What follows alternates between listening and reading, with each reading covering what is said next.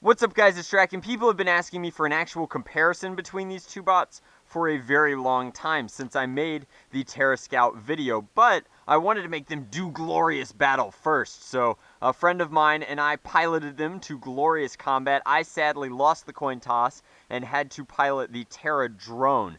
But in this video, we're going to do our traditional versus explanation of which one of these is better. Now, first, we'll talk about the similarities. They are both Nerf brand dart shooting, fully RC battle bots. And they're cool. This one has tank treads. This one has spider psycho legs. They're both very, very interesting blasters. This one is a revolver. This one is clip system, but they both fire standard elite Nerf darts. Now, they also both have GoPros attached to them because we just finished up filming, but this one uses a revolving turret with a 12-round capacity. This one ships with an 18 mag, but you can use a 35 drum if you really want to. It comes complete with a jam door for clearing jams. This one never seems to jam, but its rate of fire is egregiously slow. To put that into perspective, look at how long this guy takes to cycle through just a single shot. So we're going to hold down its fire button.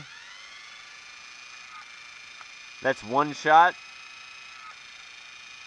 two shots. It takes a long time to rev up and then to actually fire those shots. So they both use flywheel technology, but this one is using elite flywheel technology. Not only do its shots go about 3 times as fast, but its rate of fire is significantly higher because I suspect it has some sort of rapid strike style pusher behind the magazine. Now, it's also just way faster, and this video is going to quickly start to sound like I'm just dogging on the Terradrone, but we'll get to that in a moment. So in addition to the controller just being better, this guy moves over terrain very quickly. The tank treads are awesome, and this guy moves at the speed of a racing tortoise and does not cover multiple terrain at all. So sadly, it flips pretty easy. Being top heavy and only having 6 points of impact, it just doesn't move that well. But it's cool. It has an omnidirectional turret. It can fire from any direction, no matter where it was facing, and it almost balances itself that way. But the problem is, aiming this is an exercise in moving left and right, and then using this up-down button. Now, the up-down button doesn't actually go up and down. It's not a 2-stage button.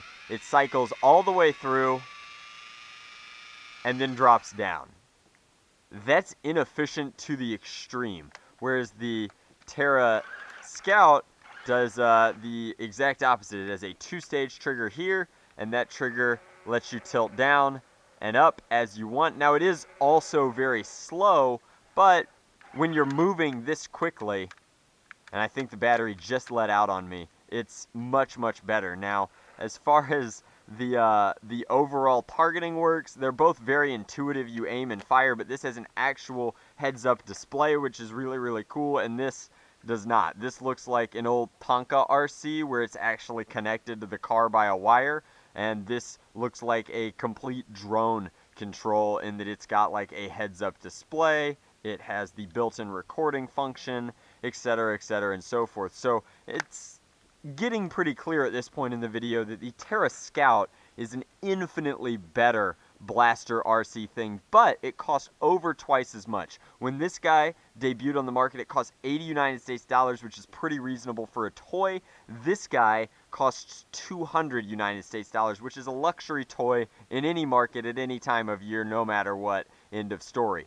This is an insanely expensive blaster. This was much more affordable. It's more of like a flagship style blaster for Hasbro, like something like a Mastodon or a Nerf cam. Now, it doesn't have a camera. It is RC. It's kind of weird, but it's honestly easier to control in some ways because it's very intuitive. It's a very, I guess, young toy. So this would work for more ages, whereas this is slightly more complicated and has more stuff going. This is an all-in-one unit, but this is as well. Now, there's really not a whole lot of justice, though, because at 80 United States dollars, you get this much toy, and I think that for twice your money, you get, well, like 4 times the ability to play and do battle. So I think that this guy is actually like going to be more fun. I will probably revisit the drone fighting later on with 2 of these fighting one another, because I think that that would be much more fair. But I thought this was a really fun exercise